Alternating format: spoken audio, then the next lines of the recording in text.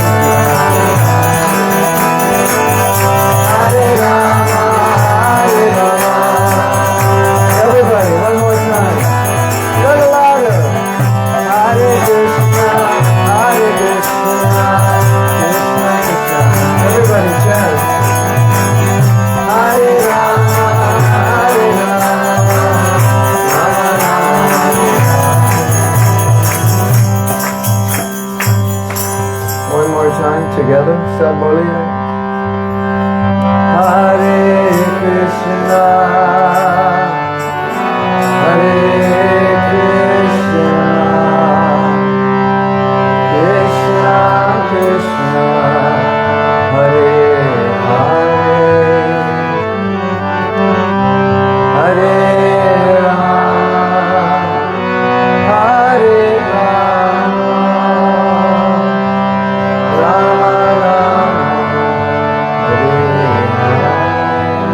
do better than that. Let's try it again. A little more bhakti. Hare Krishna, Hare Krishna, Krishna Krishna, Hare Hare, Hare Rama, Hare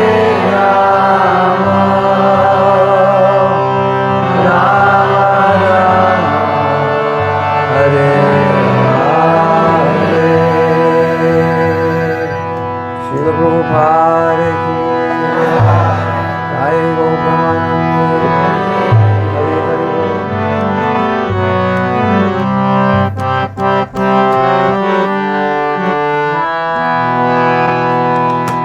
Om Vishnu Padaya Krishna Prasthaya Bhutale Srimate Bhakti Vedanta Swami Iti Namane Namaste Saraswati Devi Gauravani Pachaya.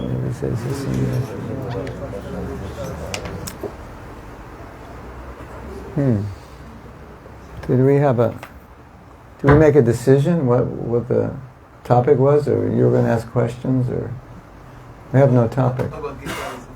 Bhagavad-gita. We are doing the 10th chapter now. I thought I'd lecture on the 19th chapter of the Gita.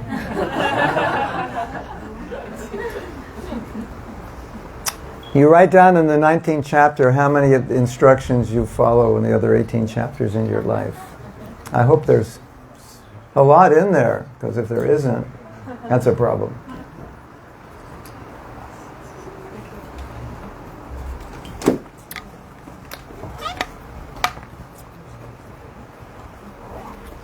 Sometimes we don't realize that Krishna did not have to come here to this world. He was fine where he was. He didn't need to come here. But he came here, correct? And we think, oh, it's his duty. It says in the Gita he comes down to establish Dharma, so it's like, that's his job. He has to come. No, he makes the rules, so he doesn't have to come. That's his own decision. Everything Krishna does is because he wants to. There's nobody above him telling him what to do, right? So, why did Krishna come down here? Well, you can say he came down here to speak Bhagavad-gita. Okay, that's true. Why did he speak Bhagavad-gita? Because he wants you. Did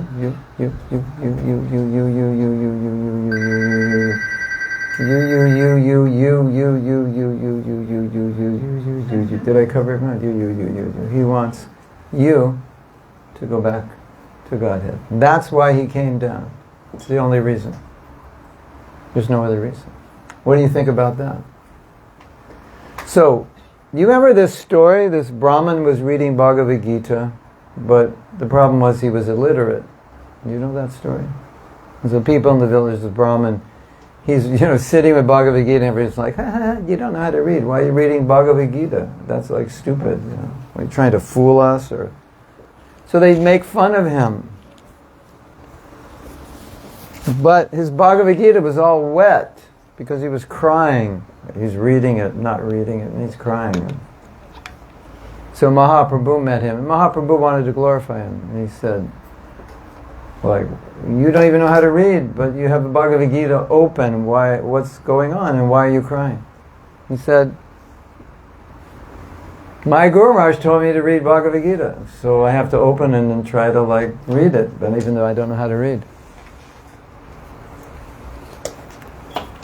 Why are you crying? You don't even know how to read. Why are you crying? He said, I'm just sitting here thinking Krishna's become the servant of Arjuna and he's driving the chariot. And it's just like, can't take it.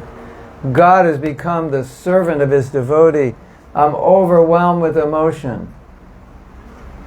Wow, you ever read Bhagavad-gita and started crying? Thinking about Krishna? That's not common, right? But that could happen just by opening Bhagavad-gita, right? It could. It's possible, right? We could, isn't it? It's possible. Beautiful, right? So it's possible also we can open the Bhagavad-gita and we could think, oh, my Govinda, this Krishna is speaking Bhagavad-gita and he doesn't have to. He could just be dancing with the gopis forever, but he's down here speaking the Bhagavad-gita for me. Wow. For me. One time, Prabhupada said Arjuna means every man, and so when Krishna is speaking to Arjuna, obviously he's speaking to every man, and we're part of every man, or every person. We're one amongst every person, so he's speaking to us, right? Think about it. Think about it. Isn't that beautiful?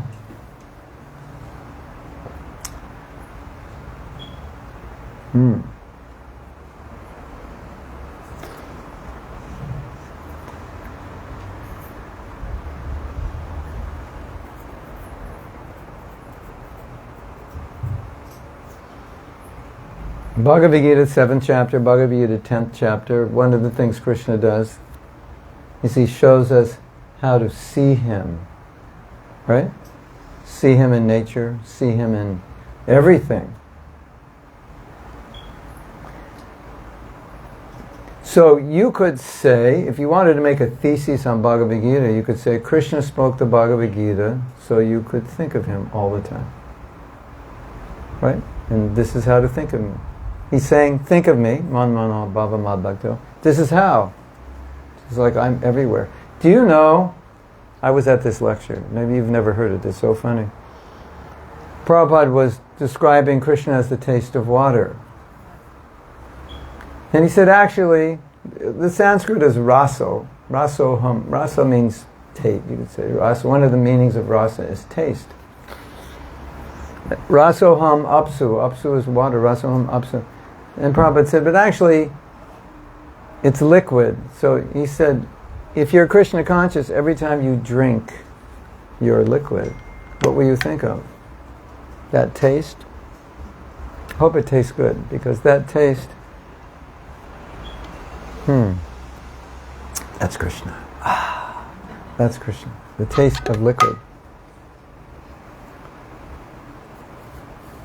And you can, so Krishna says, always think of me even when you drink water. And Prabhupada said, even when you drink wine. Because it's the taste of liquid. He actually said that. Did you know that? Then Prabhupada said, and in your country, he said, you should tell the drunkards, when you drink your wine, think of Krishna, and then someday they'll become saints. And then Prabhupada said, and in your country, there is no shortage of drunkards. So, good preaching field. So, Krishna wants us to think of him. He tries to help us in the Gita. Like, think of me. That's what it's all about. It's so simple. And I find it really funny. Because you could analyze Bhagavad Gita as a big theological, philosophical text. You could get a PhD in it. You could teach it the rest of your life. You could analyze it with all the commentaries. Right? And it's done. And there's nothing wrong with that. But at the same time, here's the Brahmin who can't read it. And Mahaprabhu says, you are the real student of Bhagavad Gita. Because you have bhav, you have emotion. You're thinking about Krishna. And your heart is beating in love. That's it. That's, So we always want to be careful that we don't miss the point when we're studying, because you could miss that point, right? Getting so philosophical, analytical. Well, the real thing is, think of me, become my devotee, worship me. That's it. That's Bhagavad Gita. So, do you know, how many of you know this? Prabhupada said, if you understand one verse of the Gita, your life can be perfect. Who's heard that before? Yeah. One verse, that's all I need. I don't need a degree in Bhakti Shastri. Maybe I need a degree in Bhakti Shastri so I can finally understand one verse. And that's possible.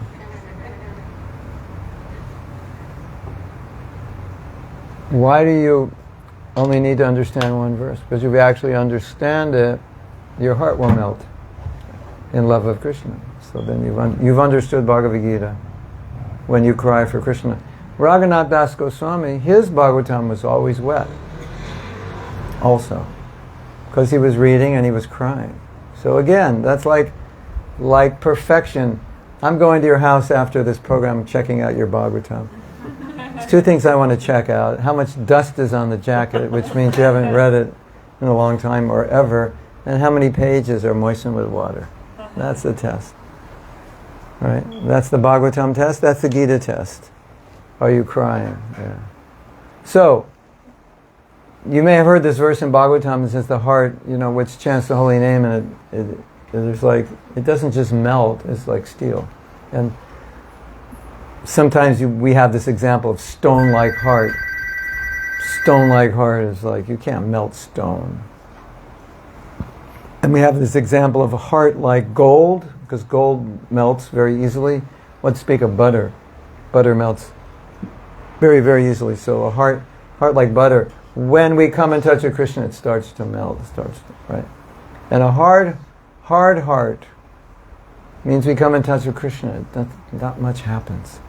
So the process of bhakti really is to soften the heart so that when we come in touch with Krishna, we feel something. Some emotion, some attachment, some gratitude, appreciation, something. And so the real student of the Gita, when they study it, that's what they feel. Not just understanding theology. Does that make sense? So,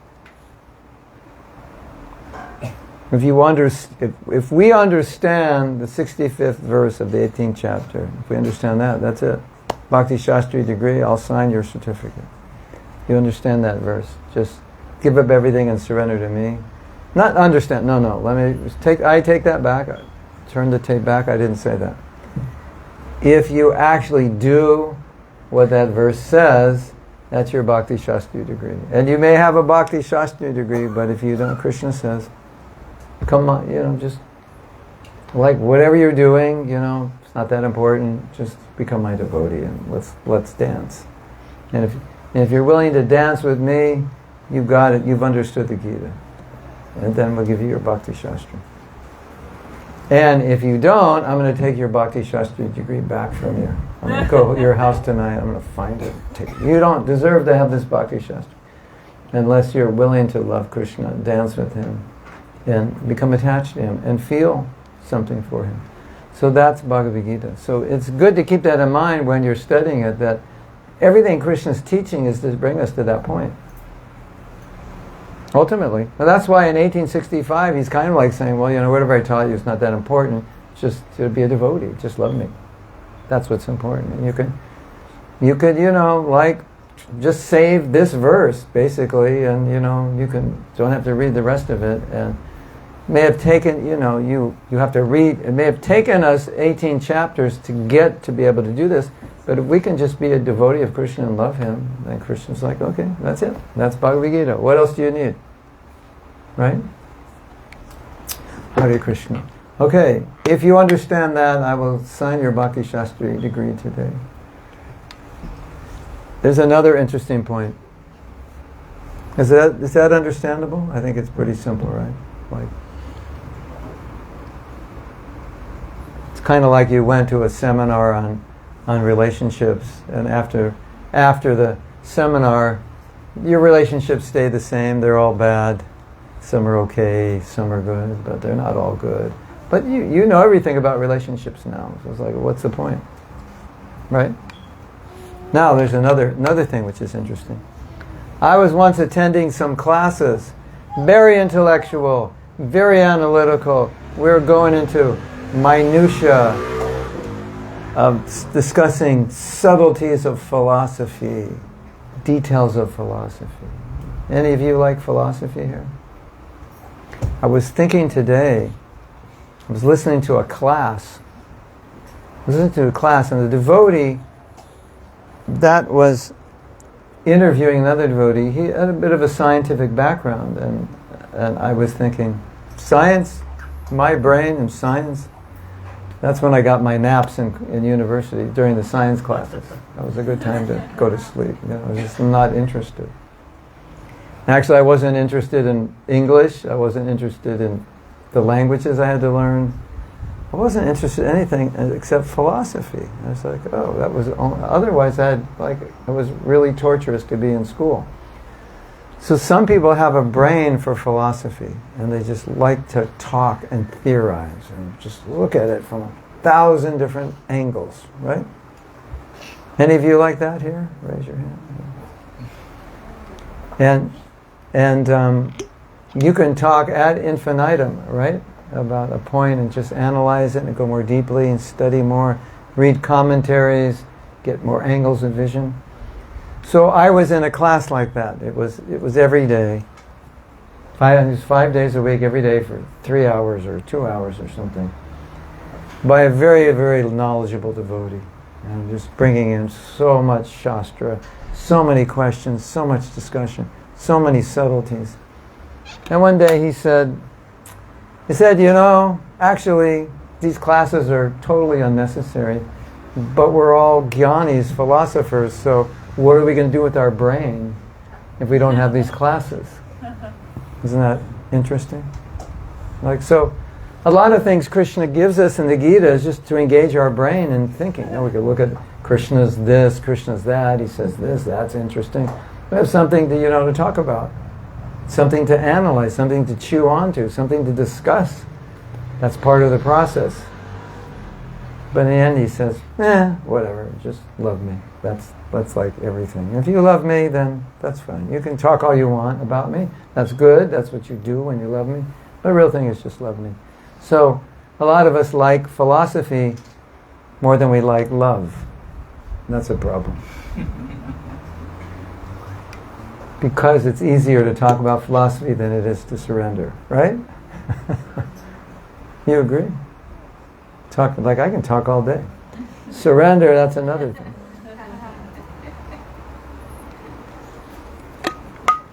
Hare Krishna. Anyway, you just said Bhagavad-gita, 10th chapter. That's what came out of me spontaneously. I don't know. I think the balloon is now empty. Maybe there's some questions. Unless you want to stimulate me some more with something else.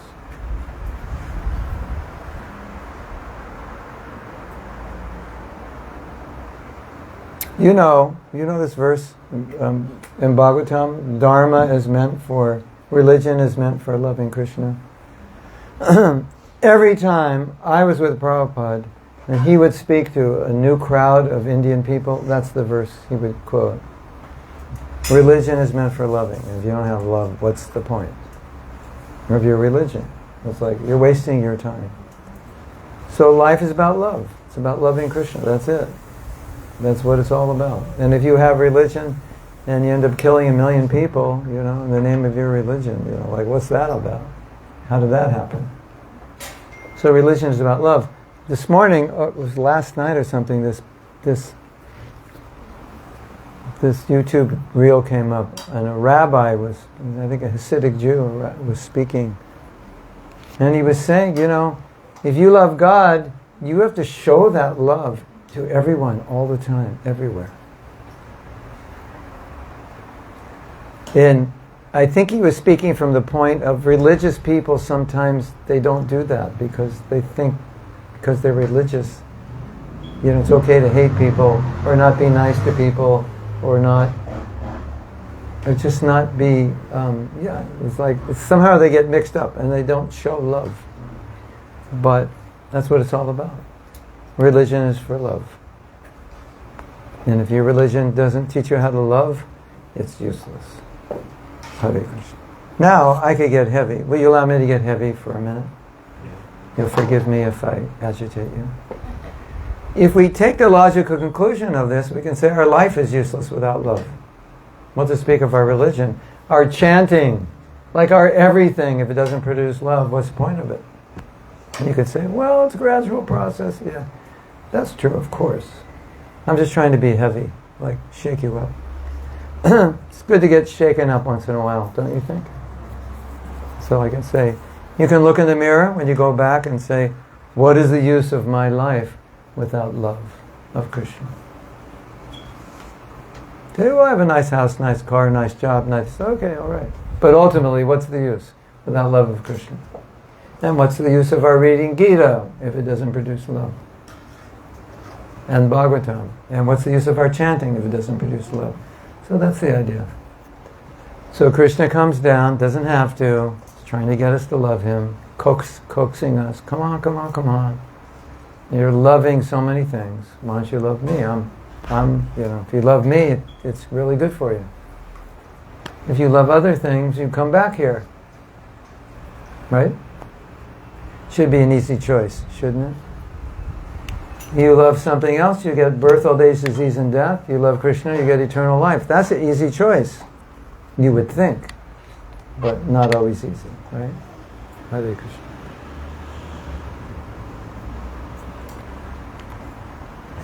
Raise your hand if you like 9 months, being in the womb for 9 months. Well, you can't remember, but you could imagine. Probably not so much. What about school? Raise your hand if like that was... You can't because you're still in school. Those who are out of school, raise your hand. Like was, 8th grade, 7th grade, you turned 13 and all the sexual stuff like that. Raise your hand if you like that. Only 2 people like it. Okay, they're ready to come back, take birth again.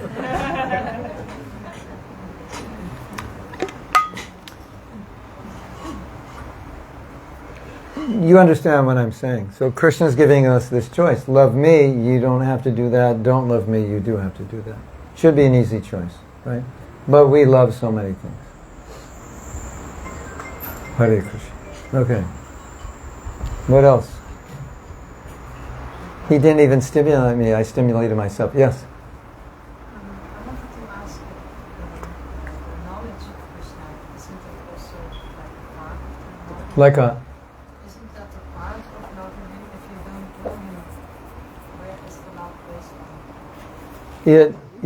It is, but it doesn't necessarily lead to it. So like you could know everything about me and go, oh my God, he's so amazing, I love him. Or you could know everything about me and like, whatever, who cares, I don't care about him. So, there's a mood there in how we approach, like people, you'll give them some spiritual knowledge and they're just like, they don't want it.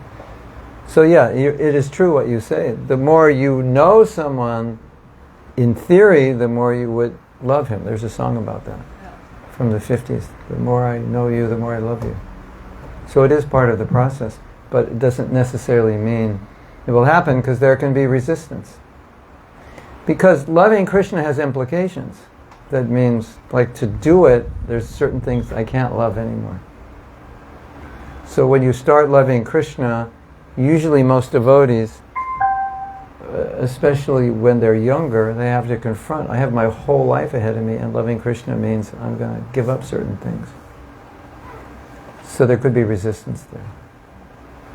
And when there's resistance, that becomes another problem, because then they don't want to really hear about Krishna so much, because it's going to make them love him, and maybe they think, I don't know if I'm ready for this. So that's possible, it does happen. Or maybe I'll just hear enough, but not too much, because maybe I'll become a crazy Hare Krishna, and, just like move to Vrindavan and be a Babaji, and that's scary, for some people. Some people like that. So, but my real point was,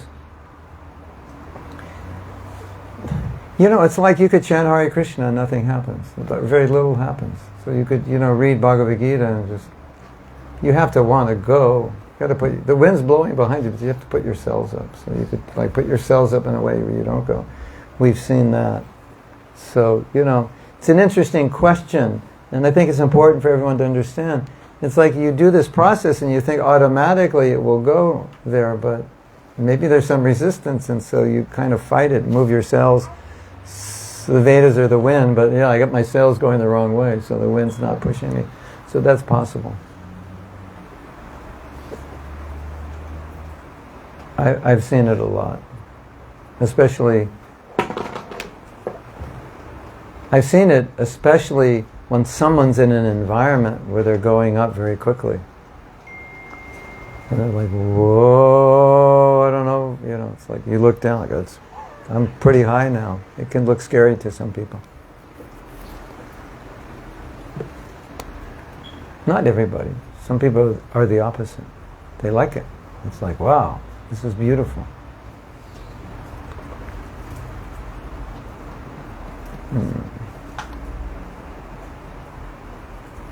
So, to summarize the answer, just because we do the process doesn't mean it will work. There has to be a consciousness, the right consciousness with which we do it. We had a japa seminar yesterday, and so that was one of the themes of japa. I'll tell you a story. You want to hear a story? Yes. This might excite you or it might depress you. I make no guarantees, but it's an interesting story, and it'll help just elaborate on this point. It's about chanting. So, some devotees had gone off and started their own community, and It wasn't based on 4 principles. It was 4 regular principles. They only followed 2 principles. You probably can imagine which 2 they didn't follow and which 2 they did. I'll give you a hint. This was like 1972, and all the devotees who joined ISKCON were hippies. So you could imagine which 2 principles were the most difficult for hippies to give up. I'll give you a hint. It wasn't meat eating, and it wasn't gambling. It was the other 2. So they were following 2 principles, but they were still chanting. And so the situation was brought to Prabhupada, and it was explained to him. And they said, okay, we're only following 2 principles, but at least we're chanting. So chanting is supposed to give you love of Krishna. And Prabhupada said, but the Guru tells you to follow 4 principles, you're following 2.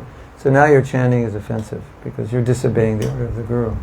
So even though you're chanting, you have an offensive mentality, because you're going against what your Guru wants. So Prabhupada said something. Of course, we don't have to take it literally. Prabhupada said, yes, what they say is true, the chanting will help them, but it might take 300 lifetimes. Because it's like their cells are not open to the wind, or they're going against, they've turned it around, they're going against themselves. So that can happen. Does that make sense? Yeah.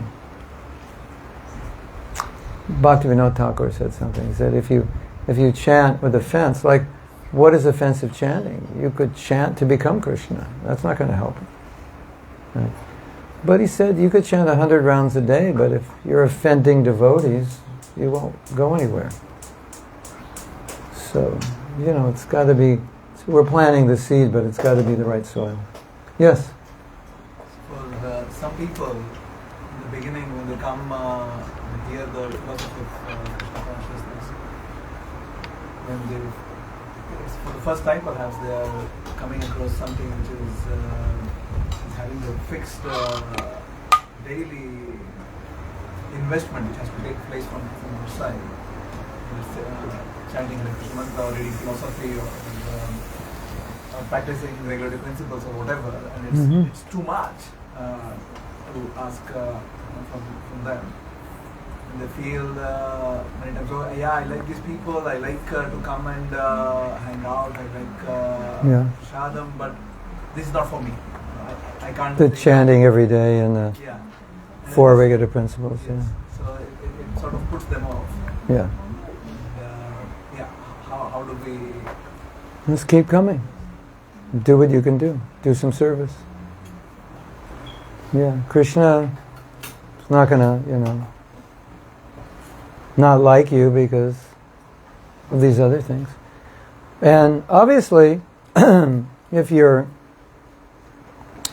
associating with the devotees, if you like kirtan, you like prasadam, you like the sangha, it's beneficial. So don't give that up just because you can't do the other things. That wouldn't make sense. And you have a long life ahead of you, and life, you'll learn many lessons in life, and there may be some point in life where you want to do it, and you'll be glad you stayed in the sangha, because now you're in a good space to do it. I know many people like that because I've had the opportunity to teach many people, and even people who were initiated sometimes become like that later. But usually what you see in the later years of their life, it becomes obvious that I need to practice spiritual life because I'm getting closer to dying. So they become more serious. You have to have something to hold on to that's tangible. And so if they stayed connected in some ways, obviously going to be easier than if they just left and now at the end they want to come back and practice. So Prabhupada did not expect everyone in the world would be strict devotee. But he felt education was extremely important. Like, have you ever been in a situation where you have knowledge of something but you don't do it, but one situation comes up and then you do it and you're happy you knew that?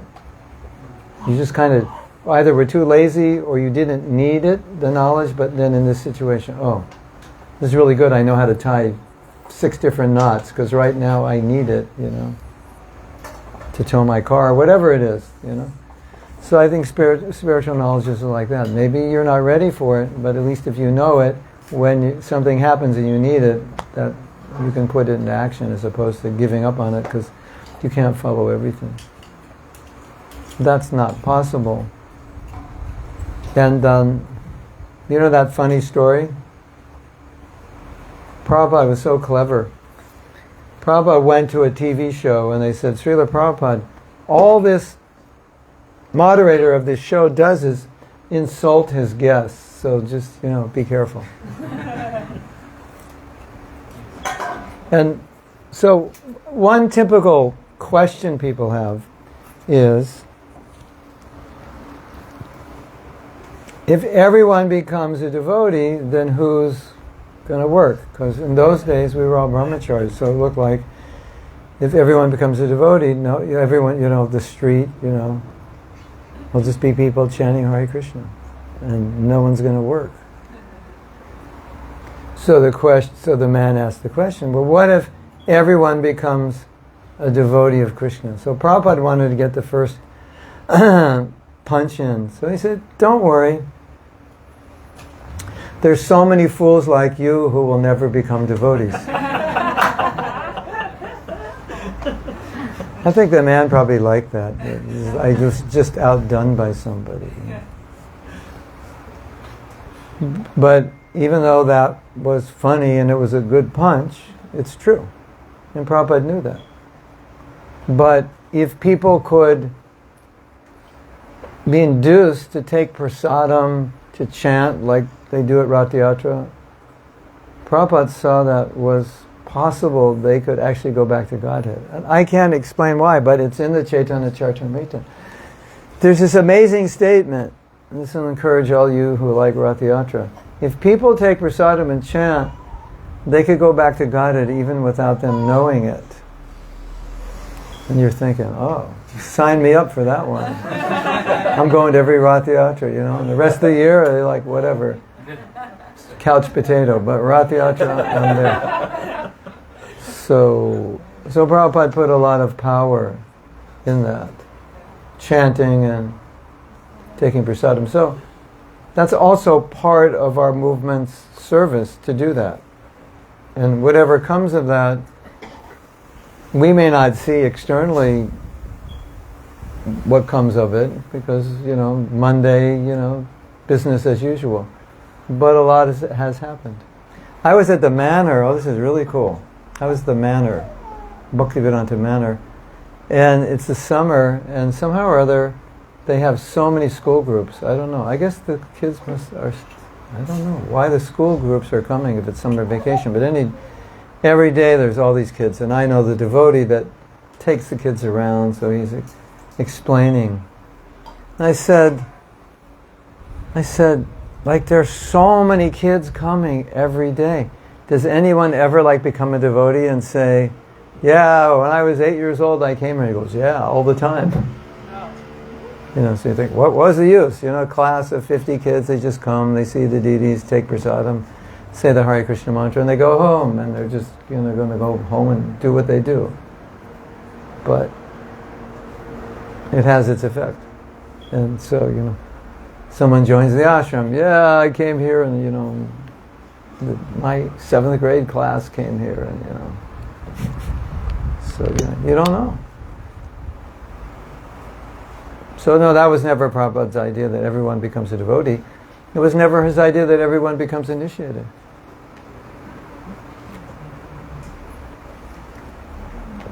We'll give Mina the chance to refuse her initiation today. Read the letter Prabhupada said. Not everyone is meant to become initiated, but Prabhupada saw the people who get initiated are like front line. They're the preachers, they're going to do the work. They're the most dedicated, like the enlisted soldiers kind of thing. So his idea was, if that's not the mood, then there's no need for people to get initiated. They'll do what they can do, and it's all good.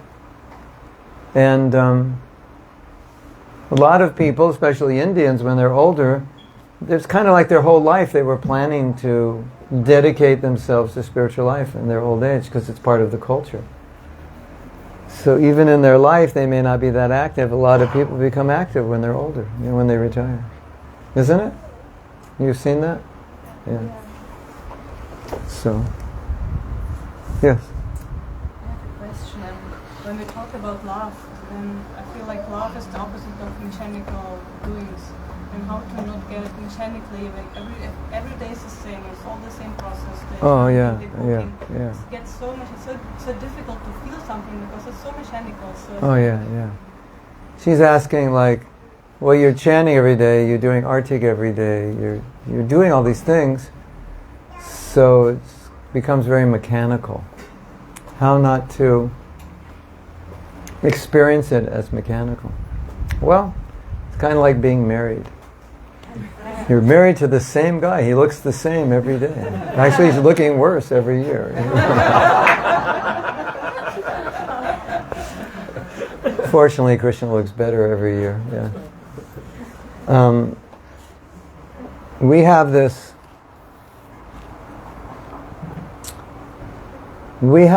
word, navayovanam. And we have another, navayovanam means eternally youthful, and we have this word apurvatam.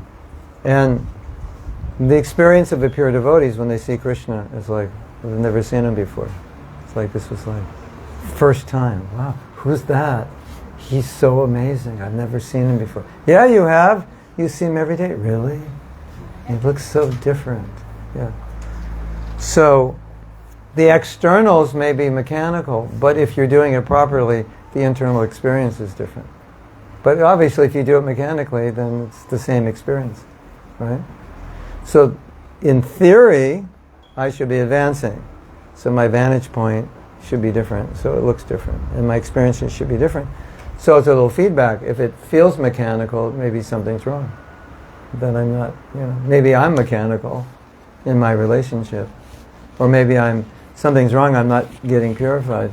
But in the perfect Krishna conscious world, every time you chant Hare Krishna, it will be different.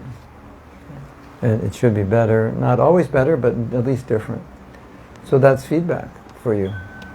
Maybe it's, me. Maybe I'm mechanical.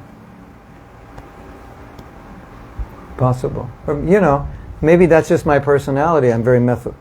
Methodological.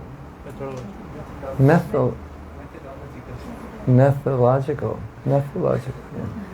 I'm very methodological, so I make sure I do my sadhana exactly perfectly the same. So externally it's like, oh, it's just like, I'm so methodical. I'm so methodical that I become mechanical. Because I sit in the same chair, I sit the same way, I start my rounds every day at 5, I finish at 6:49 and 20 seconds, this is like how I am. So, and that's my focus. But as we said yesterday, it's a relationship.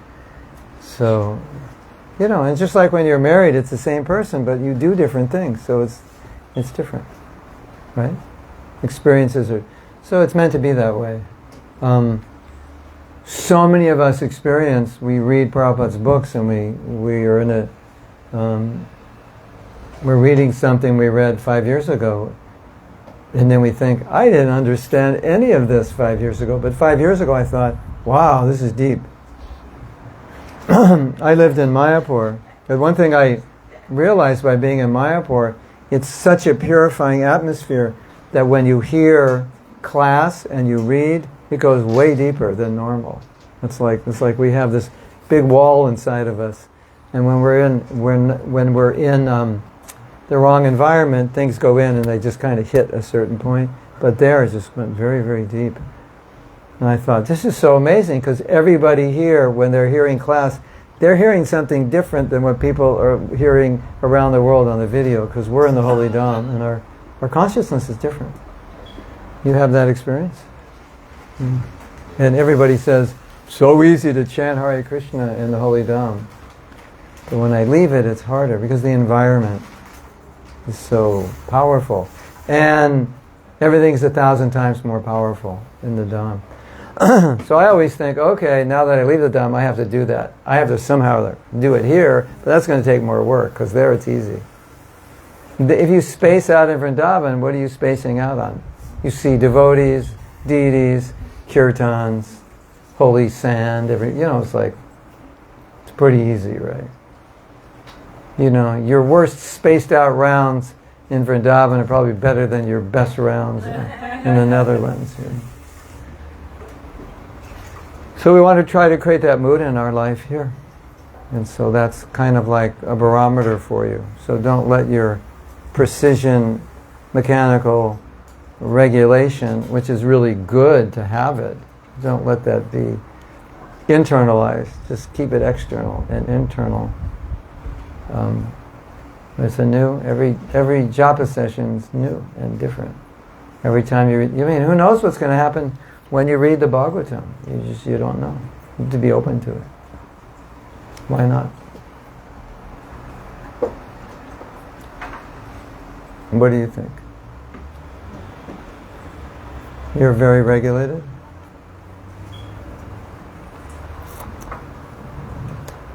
I will offer you a blessing. If you have to come back, don't take birth as a German.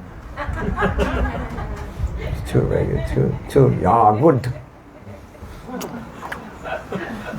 Take birth in South America. Take birth in Italy. Take birth in Portugal. Just flow.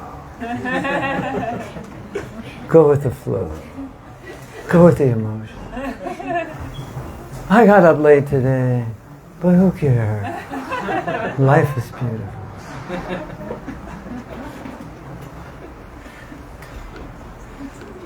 Something like that, right? So interesting, right? How, of course, countries are so different. But this brings up a point that I've been discussing a lot in the last few weeks, how our material makeup can affect our spiritual makeup.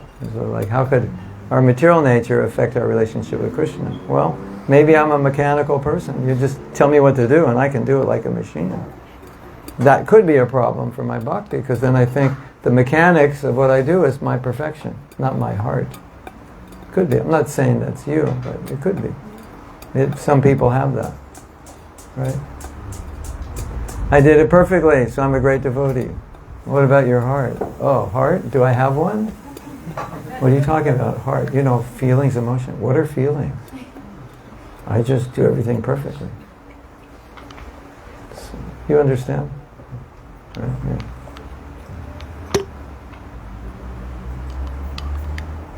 Yes. How to build relationship with Krishna? You already have one. I had a godbrother, he said, if you have a problem with your relationship with God, guess who's creating the problem? It's not him. It's you. If God is not in your life, guess who left? Not him. So, at least you have to start with that premise. From his side, it's all good. Mahaprabhu has given us the Maha Mantra. It's basically Mahaprabhu is saying, okay, it's Kali Yuga, we're all pretty much useless, so it's like, we can't really do some tapasya, some austerity. That's not going to happen, for most of us. And spiritually, we're not that inspired. Materially, we'll work hard, 16 hours a day, get ahead in the world. Spiritually, it's like, do I have to chant?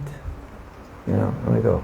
But you could make a 10,000 euros this week. Yeah, let's do it. Get up at 3 o'clock. I'm in.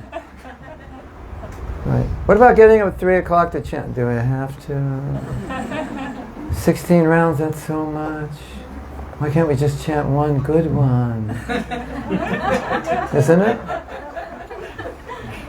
So Mahaprabhu comes and says, okay, Kali Yuga, it's all losers, spiritual losers. They're just not, they're not.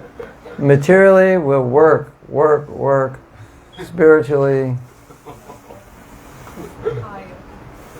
can't you, Prabhupada, Can't you make it easier? Can't you make less rounds, less principles? Do it. That's our problem. So Mahaprabhu comes. Okay. It's like nothing's going to work for you. I'm cooking up a potion of prema. I'm putting that in the holy name. That can cure Jagai and Madai. I'm giving it to you. That's it. That's how you do it. It's like other things are important, but only important if they help you with your chanting. And it's all in the holy name. So what we discussed yesterday, the problem is that so many of us love to do kirtan, but we don't like to do japa. And japa is what Prabhupada asked us to do. So that's a bad thing not to like and not to do well when that's the only thing you vow at initiation. Wow. Does that mean the battery's dead or what? Phone is connected. Some phones are connected to the Bluetooth. Oh. Bluetooth mode. I'm watching Bluetooth. No, that button is not so. Yeah.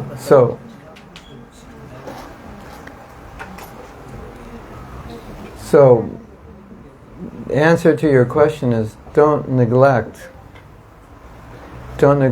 your chanting on japa, because that's what is going to be the essential way you're going to connect with Krishna in Kali Yuga. Anything else is supplemental. Anything else is just to help you become more pure, so you can chant more purely, but that is it. And if you minimize that, it's pretty much like that you've minimized the foundation. Everything will help you become purified, but really everything else is meant to help you become purified so your chanting becomes pure. When you chant purely, then love of Krishna manifests. So that's what Mahaprabhu did. It's good to see it that way. Like, Mahaprabhu was looking at us going, okay, nothing's going to work for you. So if it's Kali Yuga, we're going to have to do something special if we're going to help everyone get this very high level of love. So I'm going to empower the holy name. This holy name in this Kali Yuga is not like the holy name in any other yuga. This yuga is going to be special. It has the potency to give all spiritual perfection if we chant without offense. Pretty simple, right? If you do that, you don't really have to worry about much else.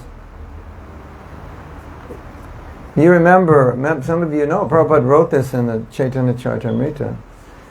There was a big elaborate ceremony to install Krishna Balaram. They had so many Brahmins from Vrindavan, Vaishnava Brahmins.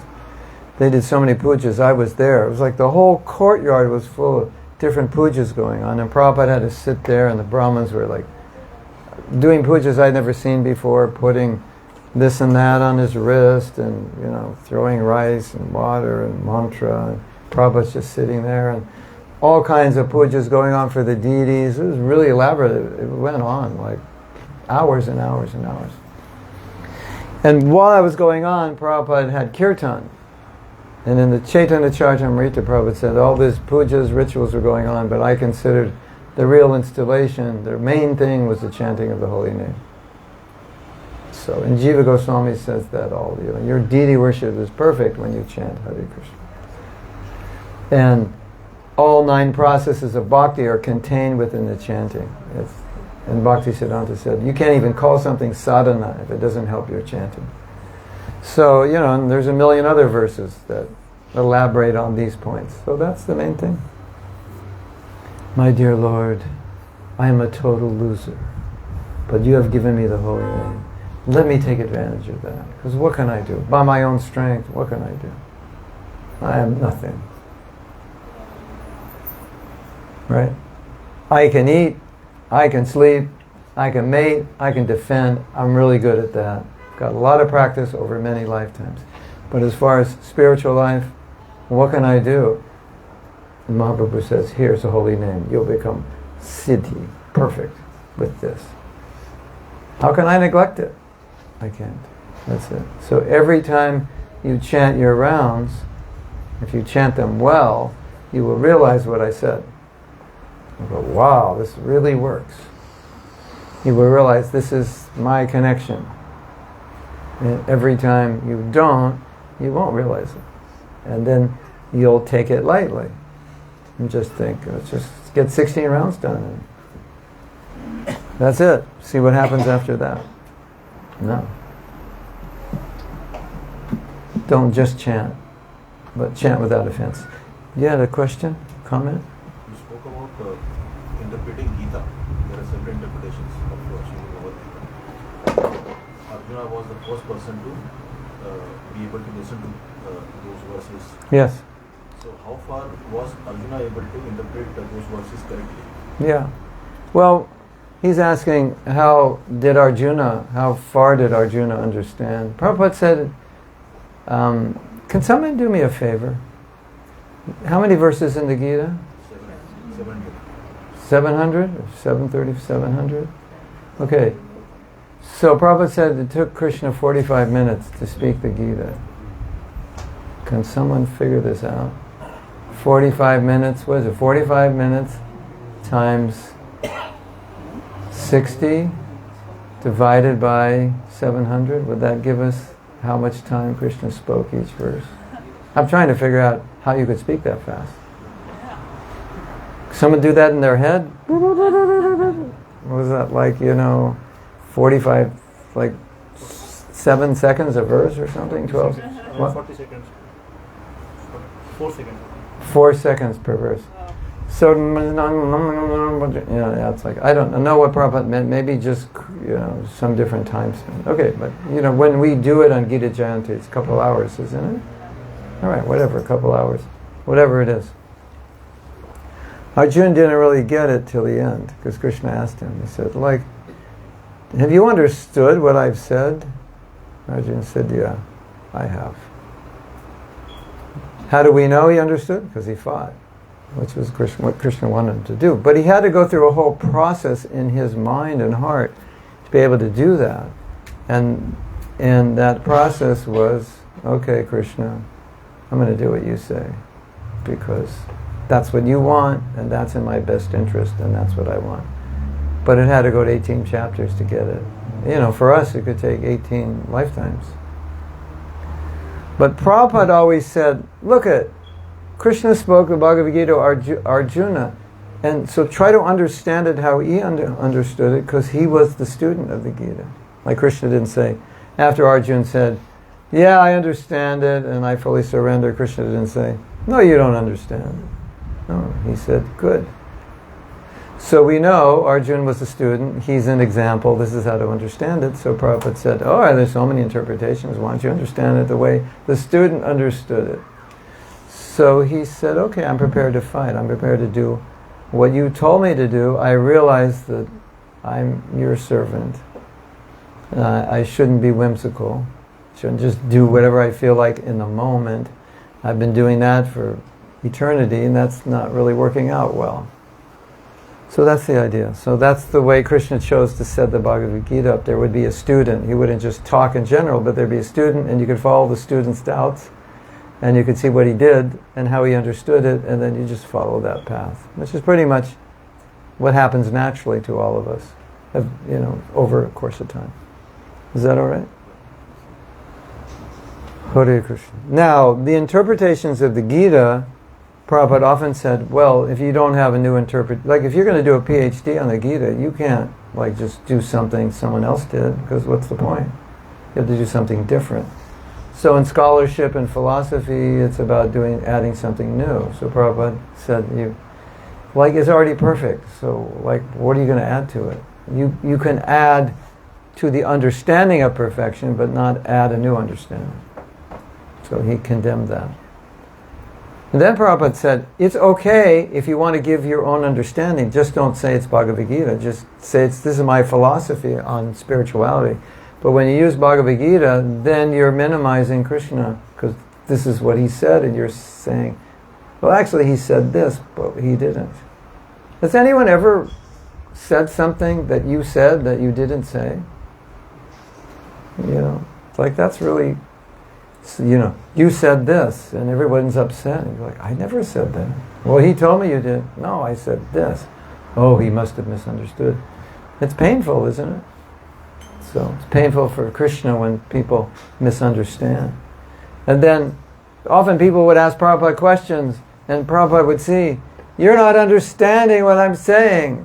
And Prabhupada would say, don't try to misunderstand. Because it seemed like that was like normal for people. Like there's like goes in their head, and it goes through their subjective consciousness, and it comes out, well, according to me, this must mean this. No, it's not what I said. Don't try to misunderstand. Try to understand. And that requires humility, because you're hearing from higher authority, and it's not easy to be humble. Because we think, I'm smart, I can figure this out. Why do I have to listen to a guru? I'll be my own guru, I'll figure it out. But we haven't figured it out, we're still here. We've had enough time to figure it out. How much more time do you need? Another million lifetimes? You've had plenty of time. Right? You have a kid and they're trying to fix something, it's like 3 hours later, it's worse. And you go, let me help you. No, I want to fix it. You had enough time. You're not fixing it. So we've had enough time to figure it out. And Krishna says, just, this is what I say, it's a lot easier, just do it. Finish your business, it's over. You don't have to figure it out. Why waste time? So humility, not easy. Right? You want to know if you really want to know how difficult it is to be humble, just really try to be humble. You'll find out pretty fast. It's not easy. I have a joke. Someone says, can I be your disciple? I say, why would you want to do that? It's like, now you have to actually, I have to tell you what to do, and you have to listen to me. Why would you want to do that? It's not why you came to the material world. And they go, no, but I want to. It's actually why you want to become a disciple, because you've done that, and you don't want to do it anymore, because it hasn't worked for you. But that's just my joke. Who in the material world wants to take someone who's going to tell them what to do? We all leave home, at least the Westerners. We all leave home as soon as we can get out of home, because we don't want to listen to our parents. As soon as you're 18, just let me get out of here. Isn't it? So you want to know how hard it is to be humble, just try to be humble. You'll start to realize this is difficult. Just to follow somebody's instruction, and have faith in them. Wow. Hare Krishna. Yes. So we can take one last question in the race, and afterwards we can have Kirtan and Bhakti.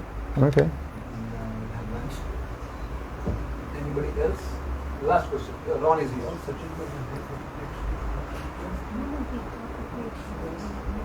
When we are looking at creating a heart that melts for Krishna, Yes. it is a whole natural process to go through it. But once you feel that melted heart, and then you go back into the material world, it's harsh to experience everything that the material world throws on your heart that you just opened to Krishna. Mm. And how can you switch with that mindset that Mhm. once you really Yeah. feel the bhakti Yeah. and you go back into the material world, that you don't put a cover on your heart, that Yeah. you not Yeah. feel it, because the world is really throwing all the things on you. Yeah. Well, it depends on your level of Krishna consciousness, because if you're more advanced, you don't have to cover your heart, because your heart's just emanating compassion and love. Why would you want to cover that? And so you're not really affected, because that's who you are. So nothing's going to affect that, right? But before you're on that level, it's kind of natural to cover it. And if we don't, we end up being adverse to everything to protect ourselves. It's just like, I hate everything, everything's bad, I don't like anything. That's a kind of an unhealthy state to be in. So, I think it's a balance. What do I need to maintain my Krishna consciousness at the same time not be adverse and insensitive? And for me, in my life, I just think, okay, There's got to be a way to follow Krishna's instructions in every situation, no matter what is being thrown at me, and I just have to figure out how to do it. And like you say, sometimes it's hard, because now my heart's more open and it's getting damaged. I'm more sensitive. And I don't want to be hard-hearted to protect myself, because that's not a good plan. So then we just ask ourselves, Krishna, can you guide me? And like how I can maintain my Krishna consciousness without being unkind to people, without being isolated from people, without being adverse to people. Krishna will help you understand. Do you know, there was a lady who met some devotees, and the experience she had with them, she met them in some public place, they were distributing books, and she had such a bad experience, she wrote Prabhupada. Did you know that? She wrote Prabhupada a letter. She was saying, these young men are they seem quite adverse materially, like they don't seem so balanced. They seem like they're against everything. And Prabhupada said, I apologize for their behavior, but they've just given their whole life to Krishna, and they're trying to protect that. And so that's how they're dealing with it. So he understood that does happen.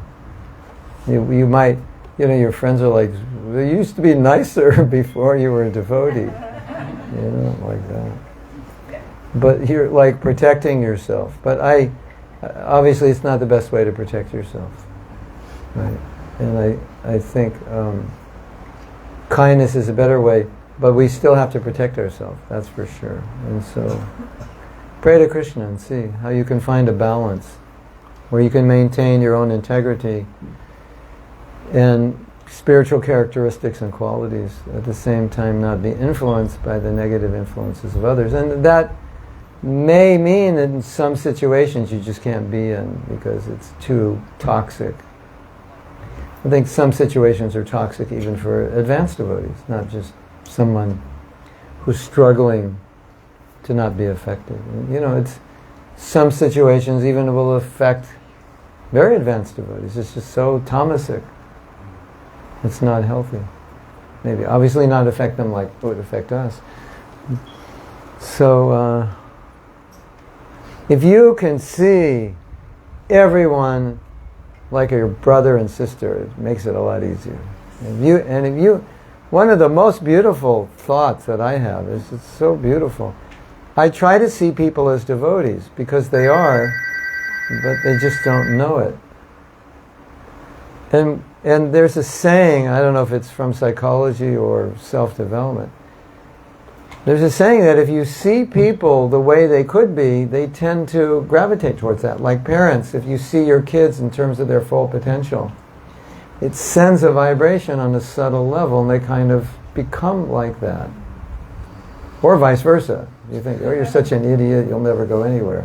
There's a vibration in the house, So it's so beautiful to see people and deal with people like they're devotees. They just don't know it. They're just in ignorance, and you see that Paramatma's in their heart, and they're spiritual beings. They're alive. They're part and parcel of Krishna. Like everything's there. There's a little curtain. Just move that curtain. They'll realize they're not the body. So that helps a lot. Otherwise, you could look at people and say, "What's wrong with these people? They're so ignorant. They're so this or that." And they're just looking for Krishna. That's all. They just don't know. So it's a nice way to see. It's very compassionate, very inspiring. Everyone will remind you of Krishna. And if you're ever dealing with someone who's coming to Krishna consciousness, just deal with them like they're a devotee, even before they realize they are. It will help them. It's subtle, but you'll see it'll affect them because you're dealing with them like, well, you're one of us. It's interesting. I think a lot of people are devotees. It's just the culture has turned them against religion and spirituality. So there's innocence there also. Innocent ignorance. Okay. Thank you. Hare Krishna. Srila Prabhupada ki jai. Jai Go Premanandi. Hare Go. His Grace Mahatma Prabhu ki jai.